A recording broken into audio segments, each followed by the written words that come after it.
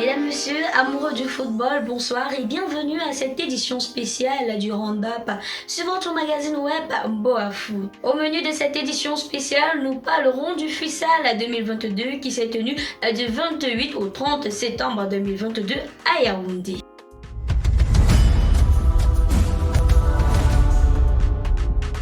La finale du tournoi national du Futsal 2022 a livré donc son verdict ce vendredi 30 septembre 2022 au centre d'excellence de la CAF à Bankomo, avec bien sûr le triomphe de l'équipe de la Fondation André Zico, le représentant du centre, qui a ainsi battu l'équipe de ASDC, le représentant de l'Adamawa,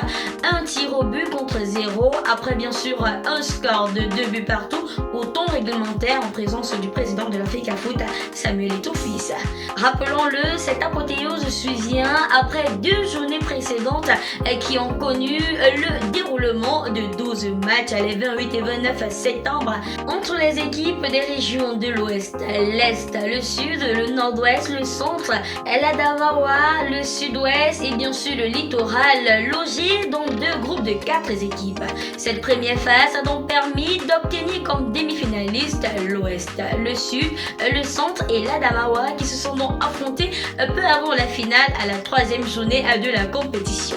Le tournoi a été globalement dominé par l'équipe de la région du Centre, championne qui s'est aussi vue avoir les distinctions de meilleure attaque et surtout du meilleur buteur et du meilleur joueur du tournoi à travers son capitaine, la légende du futsal camerounais Atangana Bernabé. À la fin de ce tournoi, comme classement, nous avons eu en 3e place l'équipe du Sud avec bien sûr la médaille de bronze et en 2e place l'équipe de l'Adamawa avec la médaille d'argent. Les encadreurs des équipes et dirigeants du futsal se sont donc félicités de la bonne organisation du tournoi qui bien sûr a marqué la relance du futsal longtemps resté en hibernation et souhaitent un meilleur développement de la discipline et un bon rayonnement de celle-ci dans le giron du football camerounais.